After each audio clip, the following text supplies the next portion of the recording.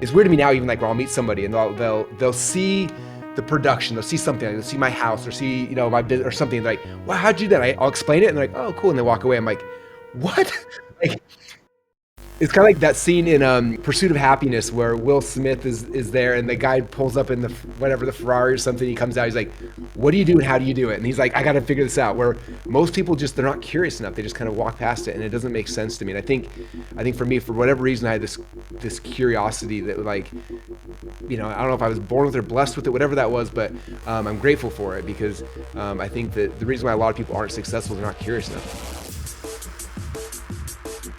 From my new desk in front of the window in Moscow, Idaho, I'm Amanda Maxim. This is Happiest Man Alive.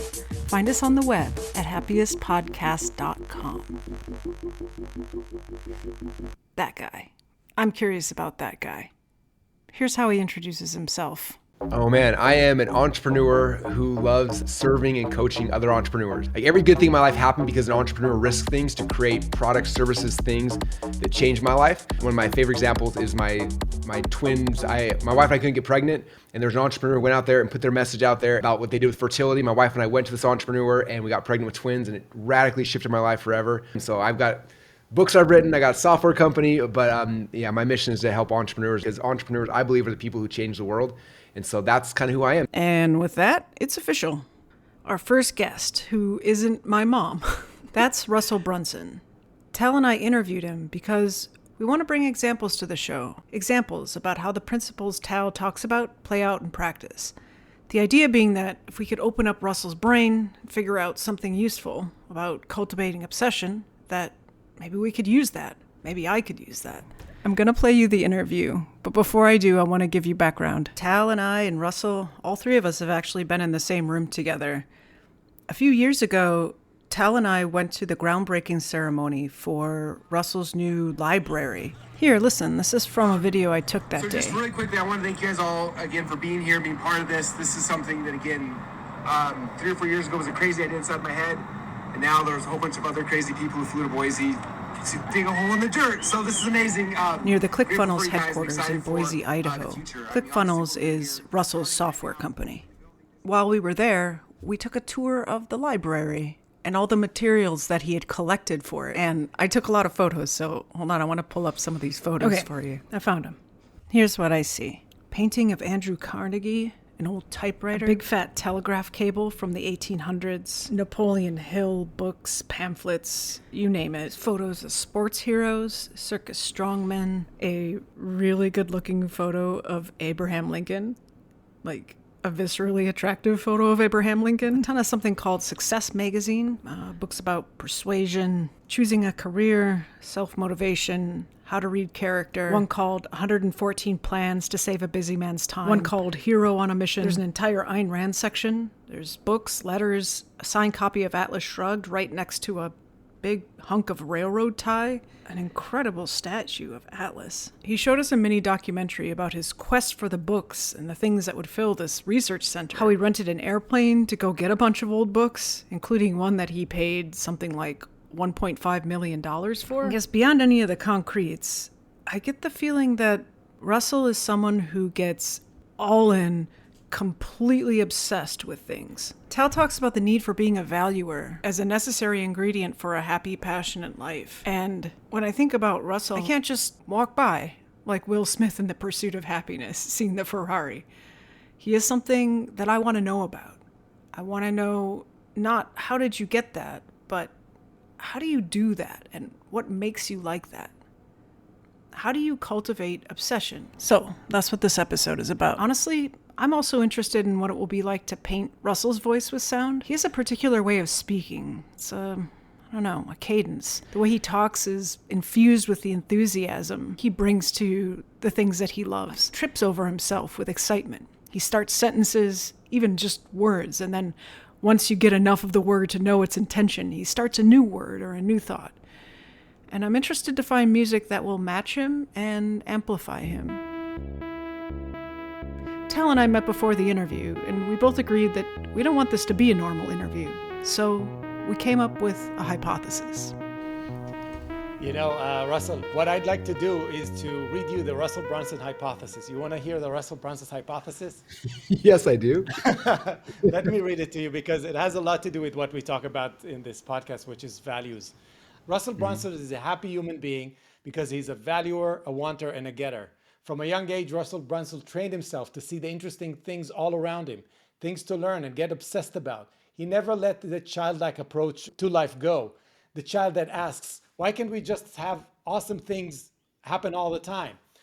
Like build potato guns or try to become a wrestling champion or geek out about sales funnels or self-help history of Napoleon Hill and Carnegie, or even what it means to be a prime mover like Ayn Rand's novels. Russell is infinitely curious. He's really good at bringing people into what he's doing and nerding out together, making it valuable and fun for everyone he encounters. He's a value-oriented person, very positive, but that's not all. Russell also knows what he wants. When he finds something with a thread of meaning in it, he pulls that thread as hard as he can. He goes for the best, sometimes because of his drive and focus. The outcomes are ridiculously better than anything he imagined to begin with. He works hard and shows up every day because, as he says, passion and desire will win over talent any day. What do you think about that hypothesis? Wow, I got chills, and I want you to send that to me so I can see it again. That was really cool. Wow, I feel like you know me Yeah. better than I know myself at this point. So one of the things we do in the happiest, and we'll wrestle about the happiest man alive, is that we're trying to get into the crux of, and I think you're interested in that. I think we share the passion for the kind of intersection between philosophy and psychology. I know you talk a little bit about lately about the subconscious mind and so on, but what really makes a happy person? And we start with values. So tell me about Russell the valuer. How did you develop this V12 engine that doesn't stop running and just sees amazing opportunities all around him? Where did that start as a child? Yeah, that's such a good question. As a child, I don't think I was. I think I was pretty normal. Like, other than I remember, like when I would hear about something, I'd always be confused why more people weren't excited by it. Like the first time I really vividly remember this is when I was a kid, and my mom and dad would watch the news together every night. And then my mom would go to bed, and my dad would stay up late.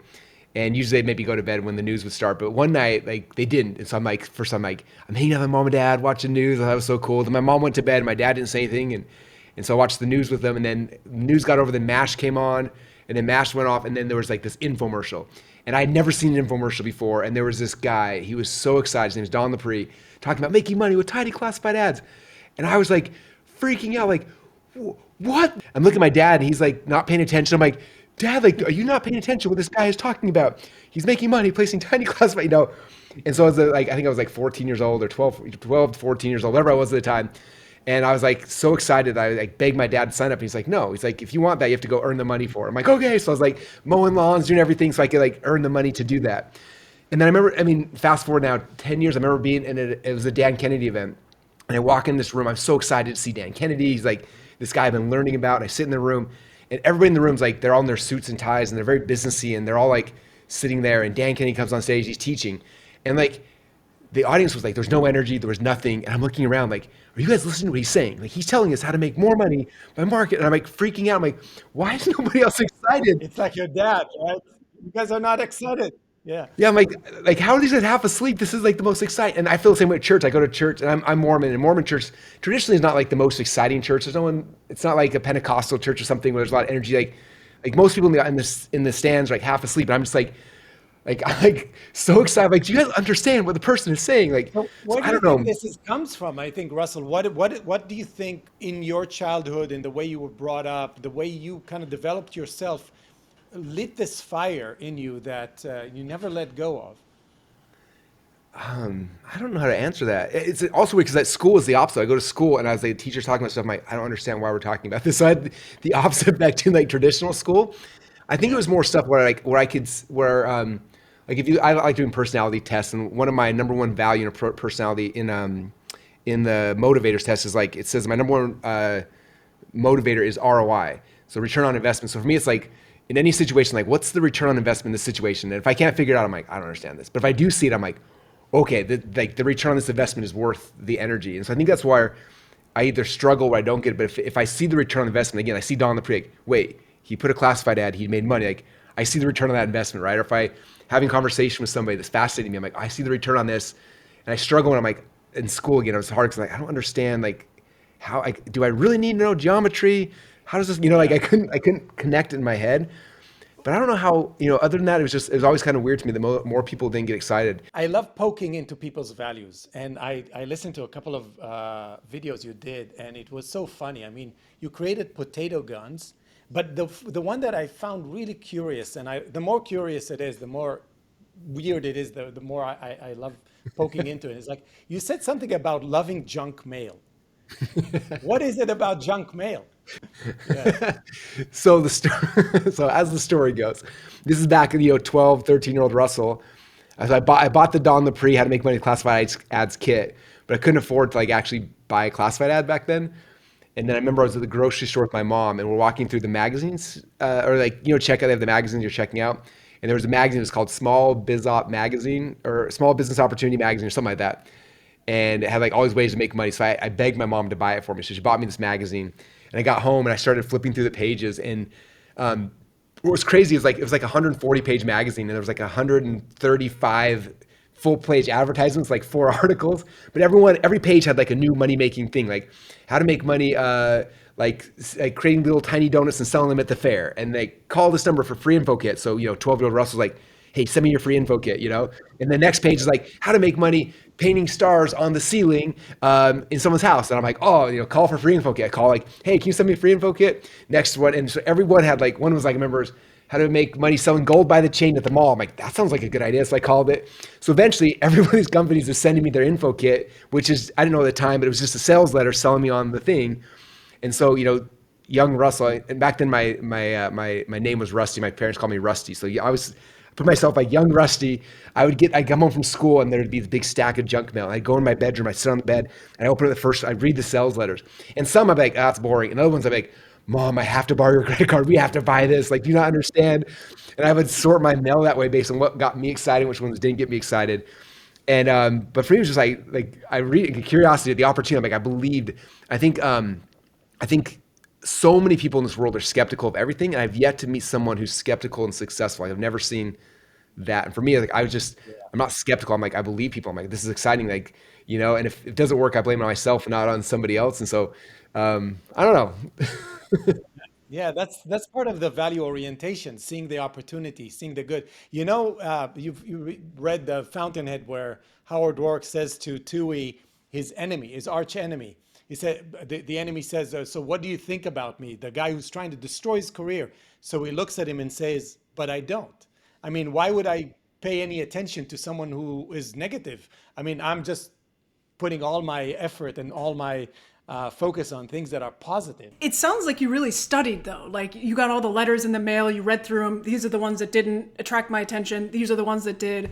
And, like, probably started gathering information about, like, what do I say if I want to attract somebody's attention and get them interested? Yeah, okay. Nowadays, when I write a sales letter for any offer, I think about 12-year-old Rusty. I'm like, okay, if I was to get this thing in the mail or see the email, would I open the email? Would I click on it? Would I be like, oh, Mom, I have to borrow your credit card? Or would I be like, And like, that's my judge if like this is going to convert, is if 12-year-old Rusty would be begging his mom for the credit card, like then it's going to be a good offer that we're going to promote. So, all right, I need to pause it now. I've already got so much from Rusty Brunson, and I want to keep this episode short. Also, my brain is just buzzing with activity, and I need to call up Tal because what I really need now is analysis. I want to understand more about what he said. Okay. 1, 2, 3, 1, 2, 3.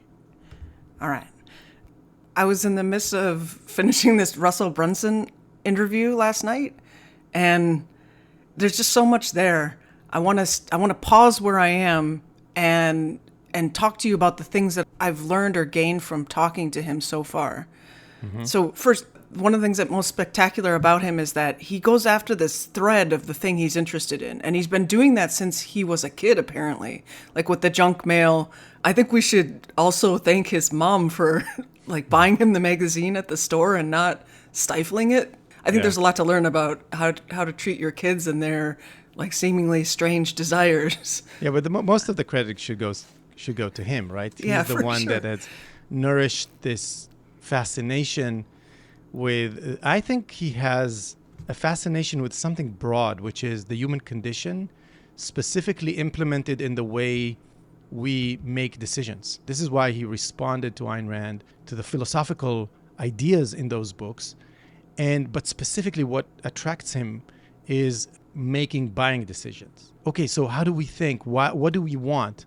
And then from that, he's became a professional, a thought leader in everything about buying decisions. And he is wealthy and successful because he found a way to build a system inside this e-commerce world of selling online.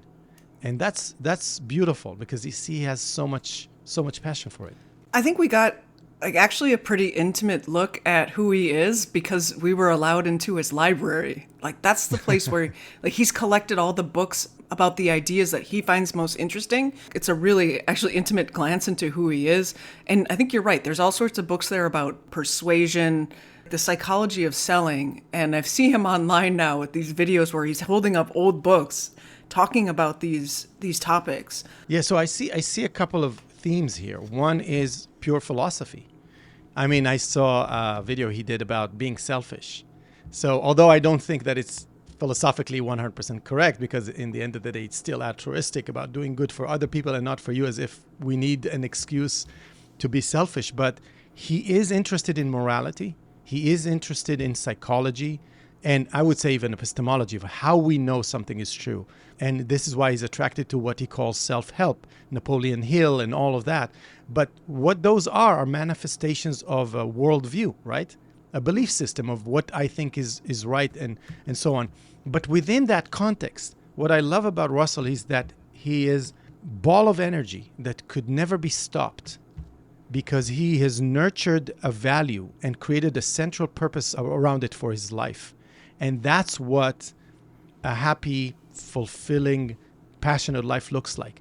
Fanning the flames of a child that couldn't wait for the spam, mail to come and to understand why do people buy and catalogs and what makes people rich and how do people make decisions.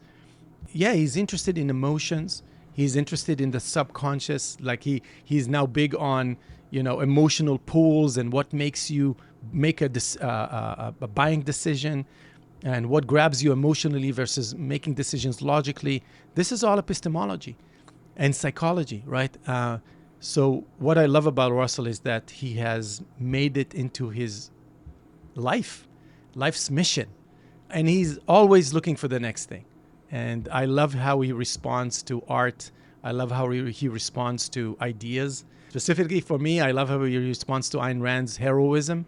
Yeah. And there's no wonder that he saw himself in Hank Rearden, right? Someone who is not very clear about the philosophical foundation, but is a genius when it comes to productivity and production, right? So I'm so happy to see it's a source of inspiration for him. The whole point of doing these interviews is to learn from people who are successful in their lives in terms of their happiness levels. And we wanted to learn from Russell about this idea of how he cultivates obsession, or what makes him. And I've got a couple ingredients. So one is that he's curious, and he says that about other people is the reason why people aren't, some people aren't successful is because they aren't curious enough. Another thing is that he's still interested in the same things he was since he was a kid, and he doesn't allow the world to come in with a cynical sense of no, that's a childish thing. You should have given that up long ago. He just goes with it. It's just I want this magazine at the store. I don't care what my mom, thinks. I want it because it's interesting to me. And he just goes with that. And the last thing that he said, which struck me as really interesting, is that he said that I've yet to meet someone who is skeptical and successful. And I was really thinking about that. I don't think he means that someone who's never skeptical, as in they never question. It's more of a skeptic. An idea. It's a skeptic. It's someone that doesn't believe that there are real truths out there. Or maybe he means a little cynical, right? Yeah, I think it's a cynical thing where that's their worldview is there's nothing true or nothing good out there in the world, and or nothing really matters, Who cares? Success, failure, we're all going to die at the end. You know, this kind of view. Yeah. So that's interesting because if you want to be successful, you have to get, essentially saying like you have to get curious and excited about things.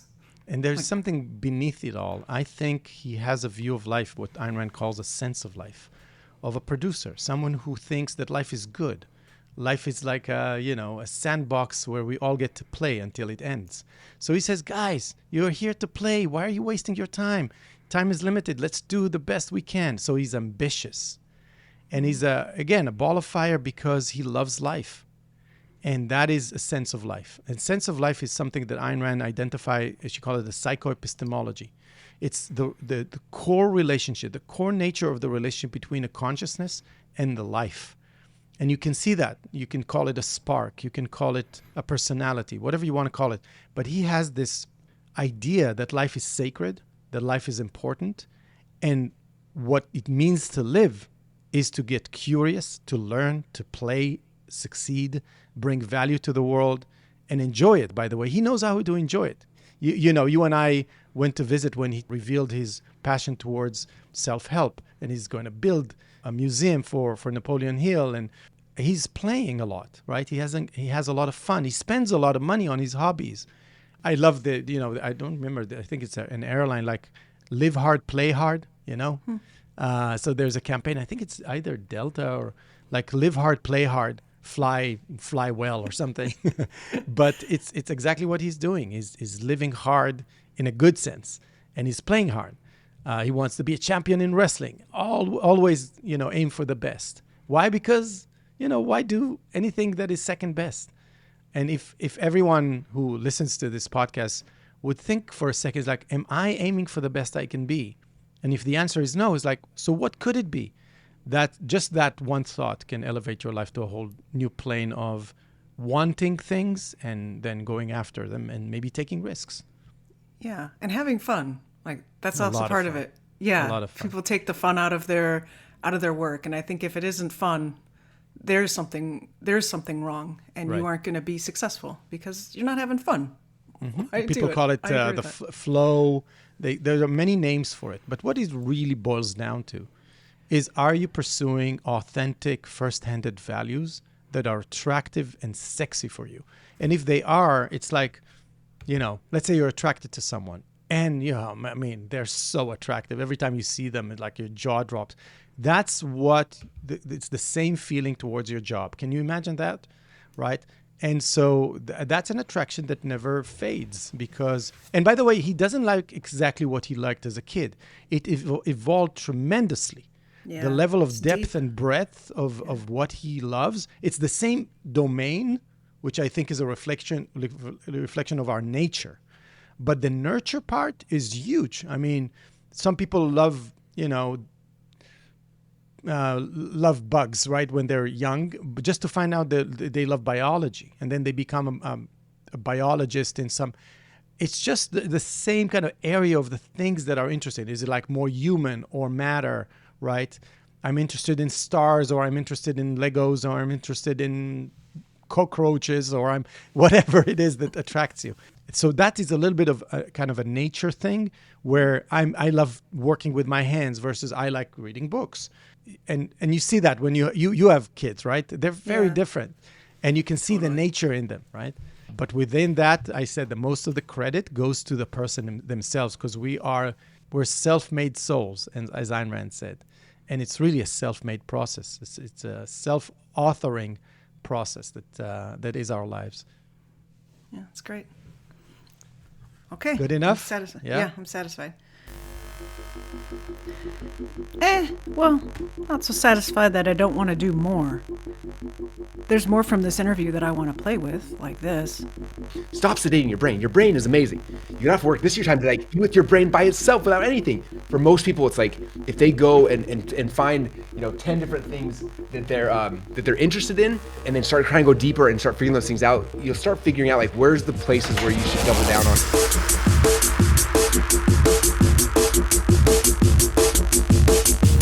I'm going to pause it for now.